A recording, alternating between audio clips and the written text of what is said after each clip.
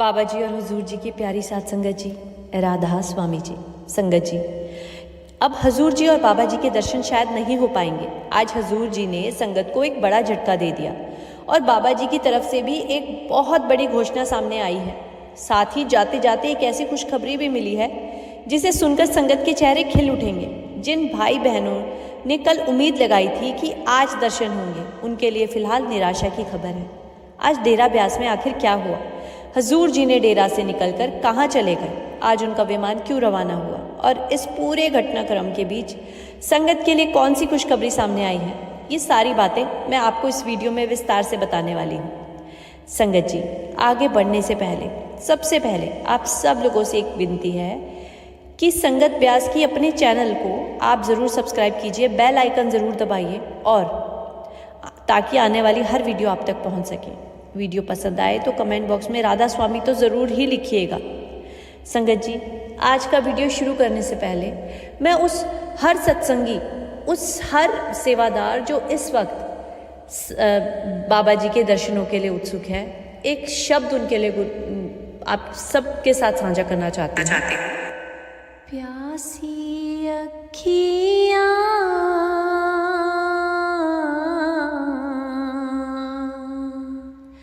गुरे दर्शन की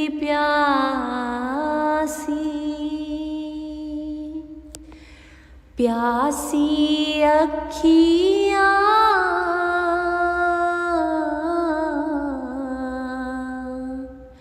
गुरे दर्शन की प्यासी।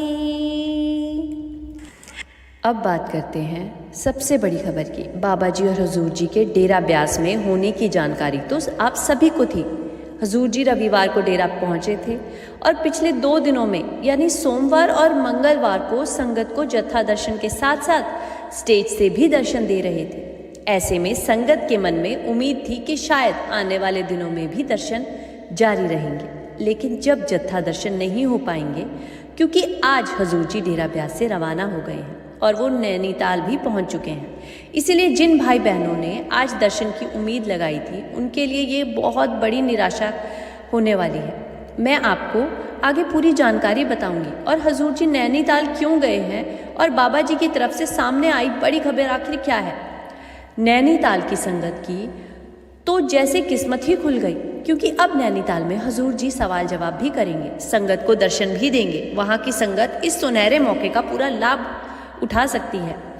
आज मेरी कोई भी भाई या बहन नैनीताल से है तो मुझे मैसेज कर ज़रूर बताइएगा। वही जिन लोगों ने ये सोच रखा था कि बुधवार को डेरा जाएंगे, सुबह हुजूर जी के दर्शन करेंगे, स्टेज पर बैठेंगे और शायद बाबा जी भी वहीं मौजूद होंगे। अगर बाबा जी बैठ गए तो फिर संगत के लिए तो मालिक की पूरी मौज ही हो जाएगी। लेकिन अब ऐसा नहीं होने वाला, क्योंकि हुजूर जी कल डेरा में मौजूद नहीं होंगे और कल जत्था दर्शन भी नहीं होंगे। वैसे भी जो लोग सिर्फ 1 दिन की सेवा के लिए आते हैं, उन्हें जत्था दर्शन का अवसर नहीं मिलता था।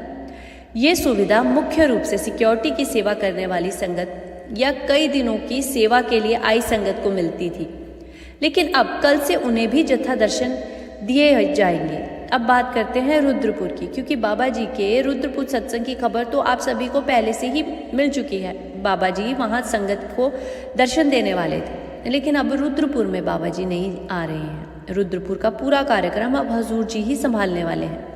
बाबा जी का रुद्रपुर आने का कार्यक्रम नहीं है, क्योंकि उनका आगे किसी दूसरी जगह जाने का कार्यक्रम है। फिलहाल उस जगह की जानकारी हम अभी सार्वजनिक नहीं कर सकते।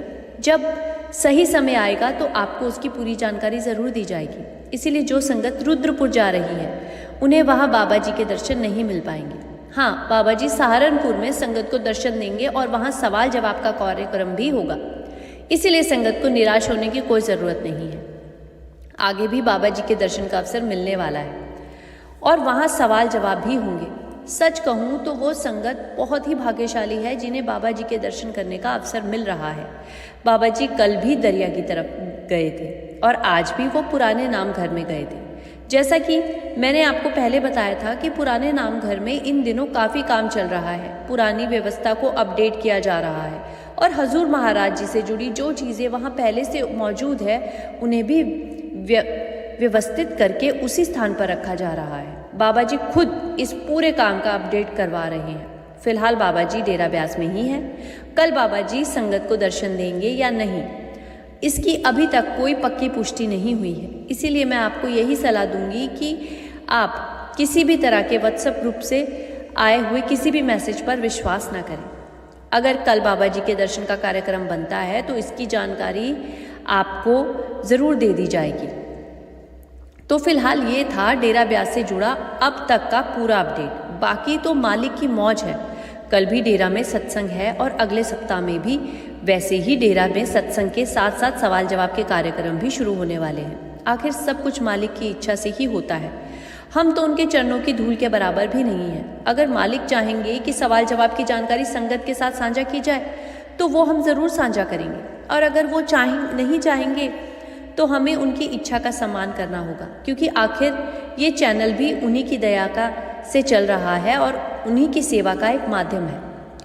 अब तो खुद उनकी सेवा में लगे हुए हैं, और सच तो ये है कि ये सेवा भी सद्गुरु के प्रेम और कृपा के कारण ही संभव हो पा रही है। जब तक सद्गुरु की दया और प्रेम ना हो तब तक कोई भी इंसान इतनी बड़ी जिम्मेदारी को ठीक से निभा नहीं सकता।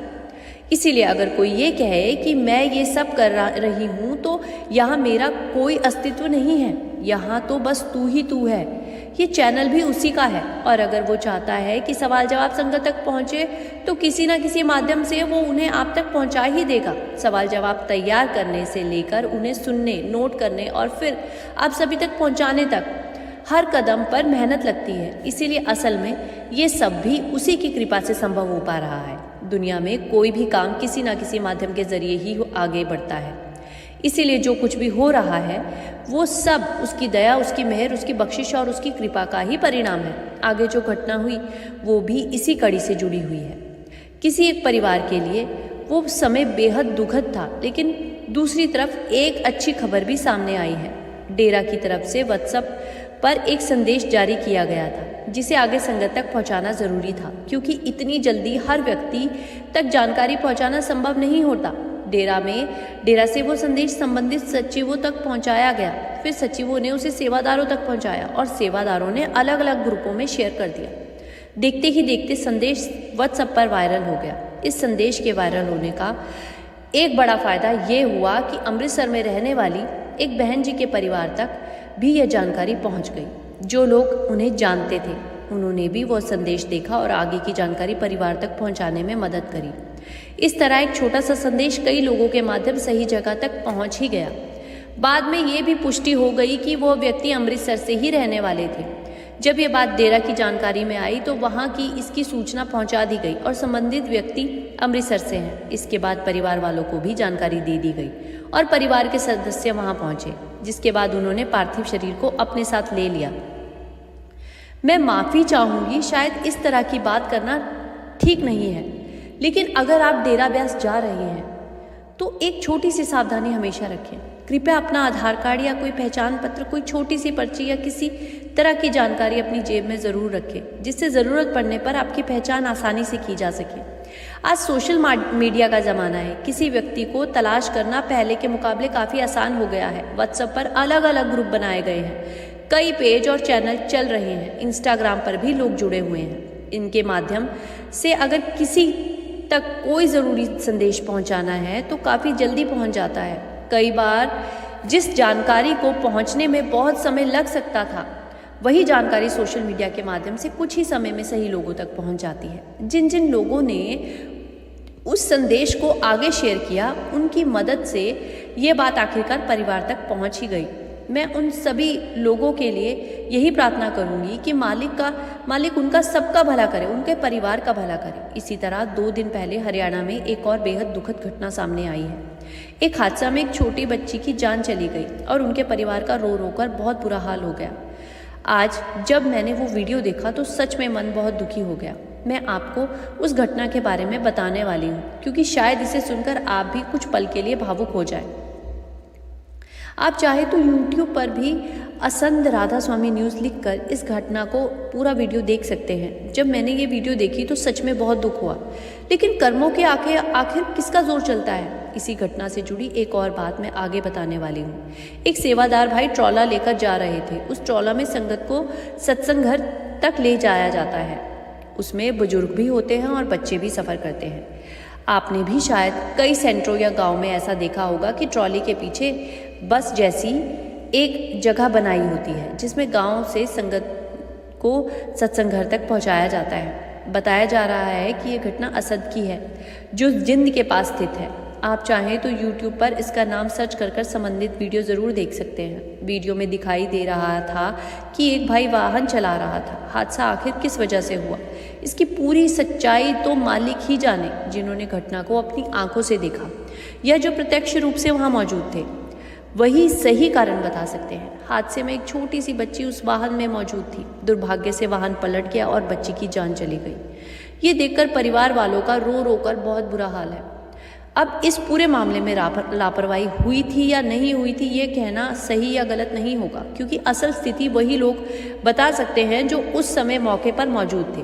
लेकिन एक मासूम बच्ची का इस तरह दुनिया से चले जाना बेहद दुखद है।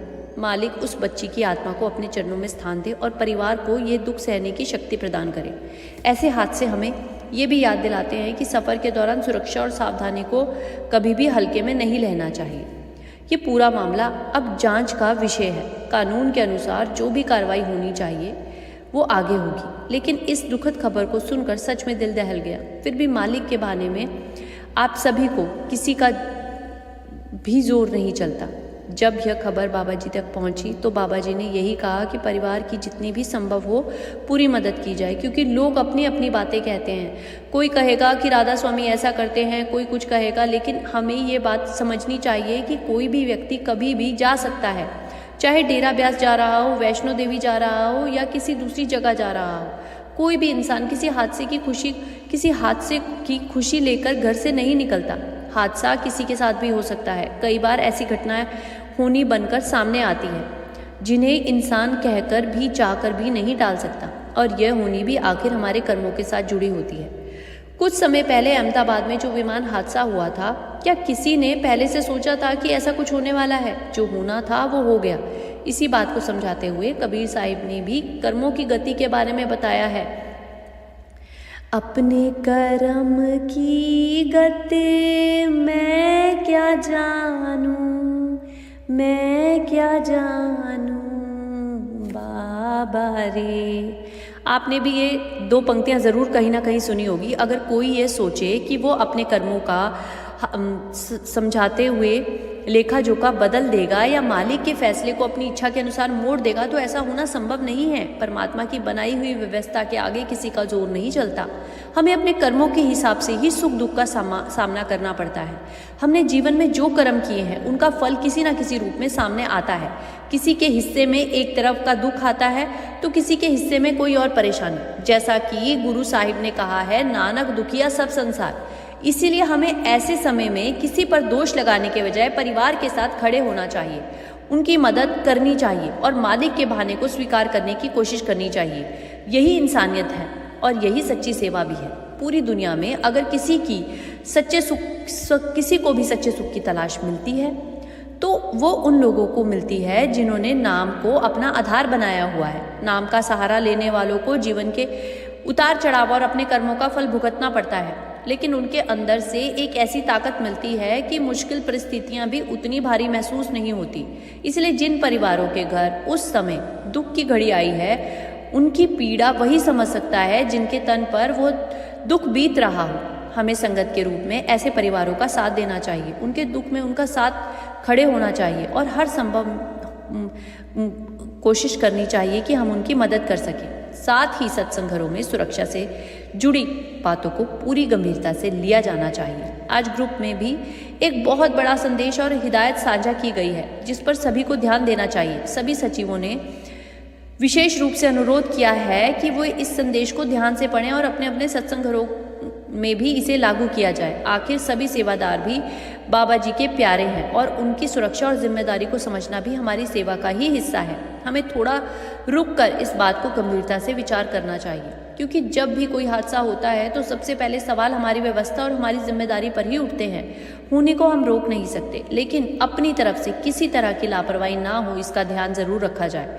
इसी को देखते हुए सभी सचिवों के लिए स्पष्ट निर्देश दिए गए हैं कि जिन ट्रैक्टर ट्रॉलियों का इस्तेमाल संगत को सत्संग घर तक लाने के लिए या ले जाने के लिए किया जाता है, उनमें संगत की सुरक्षा को सबसे ऊपर रखा जाए। इसी संबंध में 4 महत्वपूर्ण बिंदुओं पर विशेष ध्यान देने के लिए कहा गया है। सबसे पहला और ज़रूरी कि संगत को लाने ले जाने वाले ट्रैक्टर ट्राले की सुरक्षा व्यवस्था और उनकी स्थिति की अच्छी तरह से जांच की जाए, ताकि सफ़र के दौरान किसी भी तरह की परेशानी अनहोनी होने की संभावना कम से कम हो। बाकी 3 महत्वपूर्ण निर्देश भी इसी सुरक्षा व्यवस्था से जुड़े हुए हैं, जिस पर मैं आगे चलकर आपको विस्तार से बताने वाली हूँ। सबसे पहली और सबसे ज़रूरी बात यह है कि ट्रैक्टर चलाने वाला व्यक्ति अनुभवी होना चाहिए और उसके पास वैध लाइसेंस भी होना चाहिए। ऐसा बिल्कुल नहीं होना चाहिए कि बिना लाइसेंस के कोई व्यक्ति ट्रैक्टर चला रहा है। जब बात संगत की सुरक्षा की है तो अनुभव लाइसेंस दोनों का होना बहुत ज़रूरी है। दूसरी बात, ट्रैक्टर के सभी ज़रूरी कागजात पूरे और वैध होने चाहिए। बिना दूसरे पूरे दरवाजों के ट्रैक्टर को सड़क पर नहीं चलाना जाएगा। तीसरा महत्वपूर्ण निर्देश ये है कि ट्रैक्टर ट्रॉलियों की रफ्तार बिल्कुल तेज़ नहीं होनी चाहिए। वाहन को उतनी ही गति से चलाया जाए जितनी गति पर ड्राइवर आराम और पूरी सावधानी के साथ नियंत्रण कर सके। अगर किसी सत्संग के लिए संगत को दोपहर 12:30 बजे पहुंचना है तो दोपहर की ही 15-20 मिनट पहले निकल जाए, लेकिन समय बचाने के लिए तेज रफ्तार या जल्दबाजी बिल्कुल ना करें। थोड़ी देर पहले निकलना ज़्यादा अच्छा है, बजाय इसके कि जल्दी के चक्कर में सुरक्षा को खतरे में डाला जाए। इसके साथ एक और बहुत ज़रूरी बात कही गई है कि ट्रैक्टर ट्रॉलियों में उसकी निर्धारित क्षमता से ज़्यादा संगत को नहीं बिठाना चाहिए। जितना ज़्यादा वजन और जितने ज़्यादा लोग होंगे उतना ही वाहन पर दबाव पड़ेगा और दुर्घटना की संभावना बढ़ सकती है। इसीलिए क्षमता के अनुसार ही संगत को बिठाया जाए।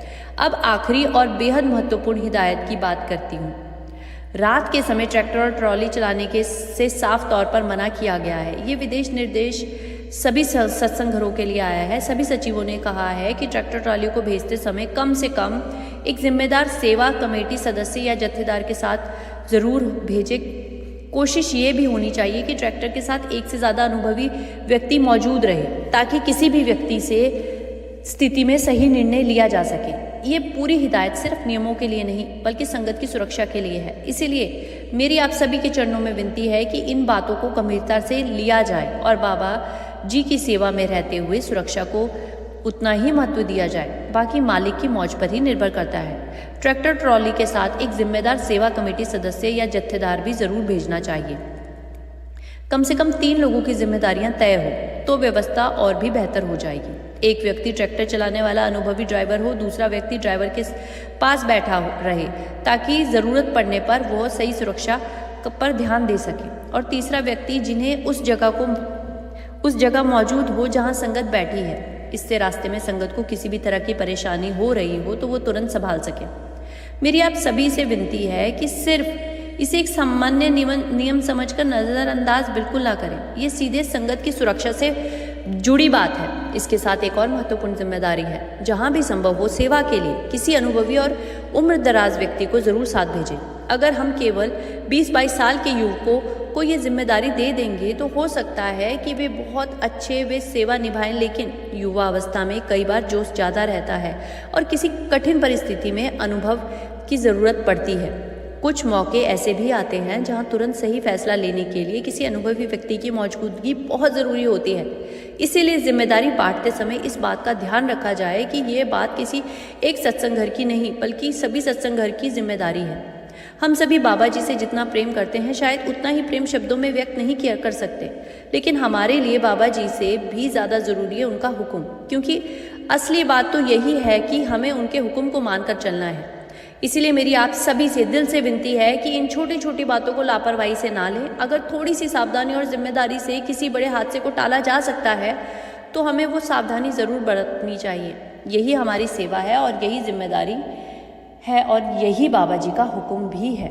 इस बात पर हमें विशेष ध्यान देना चाहिए कि किसी भी तरह की लापरवाही नहीं होनी चाहिए। अब बात करते हैं कर्मों की। भगवान श्री राम को हम त्रिलोक के नाथ और मर्यादा पुरुषोत्तम के नाम से जानते हैं। जब भगवान श्री राम जी इस धरती पर आए तो उन्होंने अपने जीवन के माध्यम से हमारे सामने एक मिसाल रखी जिसे आज भी याद किया जाता है। आखिर उन्हें मर्यादा पुरुषोत्तम श्री राम क्यों कहा जाता है? इसका कारण यही है कि पुरुषोत्तम उस व्यक्ति को कहा जाता है जिसका आचरण बहुत ऊंचा हो, जिसकी मर्यादा चरित्र सबसे श्रेष्ठ हो। त्रेता युग में जब भी श्री राम धरती पर आए तब उन्होंने अपने जीवन में दिखाया कि परिस्थितियां कैसी भी हो, इंसान को अपनी मर्यादा और धर्म का साथ नहीं छोड़ना चाहिए। अब यहाँ कर्म और होनी की एक बहुत गहरी बात समझने वाली है। कहा जाता है कि श्री राम की जन्म कुंडली या टेवे में 14 वर्ष का वनवास लिखा हुआ नहीं था। आप चाहें तो इससे जुड़ी कथाएं और जानकारी खोजकर देख सकते हैं, क्योंकि इस विषय पर अलग अलग मान्यताएं मिलती हैं। लेकिन कर्म और होनी में अंतर समझना बहुत ज़रूरी है। जब कोई होनी सामने आकर तैयार हो जाती है तो उसे बदला पाना इंसान के हाथ में नहीं होता। श्री राम जी के जीवन में 14 वर्ष का वनवास आया। भले ही वो अपनी कुंडली में पहले से लिखा हुआ ना बताया जाता हो, लेकिन परिस्थितियां ऐसी बनी कि उन्हें वनवास स्वीकार करना पड़ा। यानी जो कर्मों में लेखे में था वो किसी न किसी माध्यम से उनके सामने आ गया। इसी तरह आज के समय में भी हमें होनी और कर्मों के इस सिद्धांत को समझने की जरूरत है। आज मन मुक्ता का दौर है। इंसान कई बार अपने मन की इच्छाओं में इतना उलझ जाता है कि वो इस बात को भूल जाता है कि हर परिस्थिति उसके नियंत्रण में नहीं है। कुछ लोग होनी को स्वीकार करते हैं और कुछ लोग इसे मानने के लिए तैयार ही नहीं होते। लेकिन अगर हम जीवन को सही ध्यान से देखें तो हमें बार बार यह महसूस होता रहेगा कि जो हमारे बस में है वो है अपने कर्मों को बेहतर बनाना, उसकी सोच को सही रखना और मालिक के हुक्म में चलने की कोशिश करना। होनी को अपने हिसाब से बदल देना हमारे हाथ में बिल्कुल नहीं है। कुछ लोग कहते हैं कि हम भगवान को नहीं मानते। ठीक है, हम भगवान को नहीं मानते, लेकिन सिर्फ हमारे मानने या ना मानने से सच्चाई बदल तो नहीं जाएगी। जरा सोचिए, अगर हम कह दें कि हम भारत में रहते हुए भारतीय कानून को नहीं मानते तो क्या हमारे ये कह देने से कानून बदल जाएगा? बिल्कुल नहीं। कानून अपनी जगह रहेगा और अगर हम उसकी अवहेलना करेंगे तो उसका परिणाम भी हमें ही भुगतना पड़ेगा। ठीक इसी तरह हमारे विश्वास और अंधविश्वास में दुनिया के नियम नहीं बदलते और ना ही परमात्मा की बनाई हुई व्यवस्था हमारे कहने से बदल जाएगी। हमें जिस व्यवस्था में रहना है उसके नियमों का पालन करना बहुत ज़रूरी है। जैसे हम स्कूटर पर चलते हैं तो हेलमेट पहनना ज़रूरी है, कार में बैठते हैं तो सीट बेल्ट लगाना ज़रूरी है, गाड़ी के कागज़ पूरे होने चाहिए और उसकी लाइटें भी सही हालत में होनी चाहिए। आखिर ऐसा क्यों? क्योंकि ये कानून और सुरक्षा की व्यवस्था है। उसी तरह परमात्मा ने भी इस संसार के लिए कर्म का एक नियम बनाया है, जैसी करनी वैसी भरनी। हम जैसा कर्म करते हैं उसका फल हमें किसी ना किसी रूप में भुगतना ही पड़ता है। बाबा जी भी कई बार समझाते हैं कि इंसान जब कर्म कर रहा होता है तब उसके परिणाम के बारे में वो सोचता ही नहीं है, लेकिन जब उसी कर्म का फल सामने आकर भुगतने की बारी आती है तो इंसान फिर परेशान होकर सवाल करता है कि मेरे साथ ऐसा क्यों हुआ। ये नियम किसी एक व्यक्ति के लिए नहीं है, मुझ पर भी उतना ही लागू होता है जितना आप सभी पर लागू होता है। तो फिर सवाल उठाना कि ये कर्मों के चक्कर में से बाहर निकलने का रास्ता क्या है, संतों ने इसी मार्ग का क्यों बताया है, क्या गया है। शब्द कर्म की रेखा काटता है और शब्द से ही परमात्मा से मिलाप होता है। यानी शब्द की भक्ति और नाम की कमाई के माध्यम से कर्मों के प्रभाव से मुक्ति का रास्ता खुल सकता है। लेकिन बात यह है कि इसके लिए हमारे अंदर कितनी नाम की कमाई होनी चाहिए, कितनी भक्ति, कितना सिमरन, कितनी लगन चाहिए। ये कोई छोटी बात नहीं है। हमें अपने जीवन में नाम को प्राथमिकता देनी होगी, क्योंकि जितनी गहरी हमारी नाम की कमाई होगी उतना ही भीतर से हमें उस शक्ति का सहारा मिलेगा। नाम की कमाई जितनी बड़ी होगी उतना ही हमारे भीतर सहन शक्ति होगी। इसी वजह से बाबा जी बार बार समझाते हैं कि हमें मालिक के भाने में रहना सीखना है। कहा भी गया है कि भाना भने सदा सुख होई। आखिर भाना क्या है? मालिक ने हमें जिस परिस्थिति में रखा है, चाहे वो सुख हो या दुख हो, उसे स्वीकार करके आगे बढ़ना है, भाने में रहना है। हमारे जीवन में जो कुछ भी आता है वो हमारे कर्मों और मालिक की व्यवस्था से ही जुड़ा हुआ है। इसलिए जितना अधिक हम उस तिथि में भी मालिक का शुक्राना करेंगे उतना ही हमारे अंदर संतोष और शांति बढ़ेगी। इसे एक छोटे से उदाहरण से समझिए। मान लीजिए किसी घर में बच्चा है और पारिवारिक आर्थिक परेशानी से गुजर रहा है। बच्चा कभी कभी शिकायत कर सकता है, आखिर हम सब भी मन मुक्ता की अवस्था में हैं। हमने भी शिकायतें की होगी या हमसे भी शिकायतें हो जाती हैं, लेकिन अगर वही बच्चा अपनी परिस्थितियों के बावजूद अपने माता पिता का शुक्रिया अदा करे, उनका प्यार समझे और शिकायत करने के बजाय संतोष रखे, तो जब भी माता पिता के पास समय और अवसर आएगा वे उस बच्चे को सबसे ज़्यादा प्यार लुटाएंगे। ठीक इसी तरह परमात्मा भी है। ये पूरी सृष्टि उसी की बनाई हुई है और हम सब उसी के बच्चे हैं। हमारी प्रारंभ में जो लिखा है उसे पूरी तरह बदल पाना हमारे हाथ में बिल्कुल नहीं है। जो हमारे कर्मों के अनुसार बना है उसका सामना तो करना ही पड़ेगा। भजन सिमरन करके ही प्रारंभ अचानक समाप्त नहीं हो सकता, चाहे कोई कितना भी बड़ा भक्त हो या कितना भी ऊंचा संत क्यों ना हो। प्रारंभ के कर्मों का फल तो भुगतना ही पड़ता है। हाँ, भजन सिमरन से हमारे अंदर इतनी शक्ति ज़रूर जागने लगती है कि छोटी छोटी बातें हमें पहले की तरह परेशान नहीं करती। कोई हमें कुछ कह दे, गाली दे दे, ऊंचा नीचा बोल दे या हमारी आलोचना कर दे, धीरे धीरे इन बातों का असर हमारे मन पर कम होने लगता है। अंदर से एक ऐसी ताकत होने लगती है कि हम बार बार जवाब देना सही समझते हैं। इसी वजह से संतों ने समझाया है कि दुख सुख दोनों को सम्मान भाव से देखना चाहिए और मान सम्मान अपमान में भी मन को स्थिर रखना चाहिए। कई बार हम खुद हिसाब लगाने लगते हैं कि मैंने किया क्या है या मैंने नाम लिया है, फिर मुझे फ़ायदा क्यों नहीं हुआ। लेकिन नाम कोई ऐसा सौदा नहीं है कि हम उसकी गिनती करके तुरंत परिणाम मांगे। नाम इसके लिए है, इसीलिए नहीं किया जाता कि हमारी हर इच्छा पूरी हो जाए। नाम तो इसीलिए है कि हम मालिक के बहाने में समझे, उसे स्वीकार करें और हर परिस्थिति में उसके प्रति शुक्राना बनाए रखें। यही नाम की असली कमाई है। नाम इसलिए नहीं लिया जाता कि अपने नाम दान के वर्षों की गिनती करके दूसरों को बतानी पड़ेगी या नामदान बताया जाए। नामदान तो हमें मालिक की कृपा से मिलता है। हमें घर से बुलाकर यह अनमोल दात दी जाती है, लेकिन कई बार हमारी सोच में अहंकार आ जाता है। कोई पूछता है आपको नामदान लिए कितने साल हो गए हैं, और हम तुरंत बताने लगते हैं मुझे तो इतने साल हो गए हैं, मैंने 20 साल पहले नामदान लिया था, मैंने 30 साल पहले महाराज जी से नामदान लिया था। लेकिन जब हम ये तरह अपने नामदान में वर्षों को गिनाने लगते हैं या बताते हैं तो कहीं ना कहीं हमारे अंदर का अहंकार दिखाई देने लगता है। असली सवाल ये नहीं है कि नामदान लिए हमें कितने साल हो गए। असली सवाल तो ये है कि इन वर्षों में हमने अपने जीवन में कितना बदलाव लाया। क्या हम मालिक के भावने में रहना सीख पाए? क्या हम उसकी खुशी में अपनी खुशी से ज़्यादा महत्व दे पाए? कई लोग 20-30 साल से नामदान लिए हुए हैं, लेकिन फिर भी जीवन में वही बेचैनी, वही इच्छाएं, वही भटकाव बना हुआ है। आखिर ऐसा क्यों? क्योंकि हमने नाम को सिर्फ एक पहचान बना लिया है, लेकिन उसके बताए रास्ते पर चलने की कोशिश नहीं की। हम अपनी सोच को सही मानते रहे और मालिक की इच्छा को पीछे रख दिया। मालिक ने जो बातें समझाई, जो मर्यादा और शर्तें बताई, हम उन पर कितना खरा उतर पाए हैं। असल परीक्षा तो यही है ना। कई बार इंसान उम्र अनुभव के बावजूद मन की इच्छाओं के आगे कमज़ोर पड़ जाता है।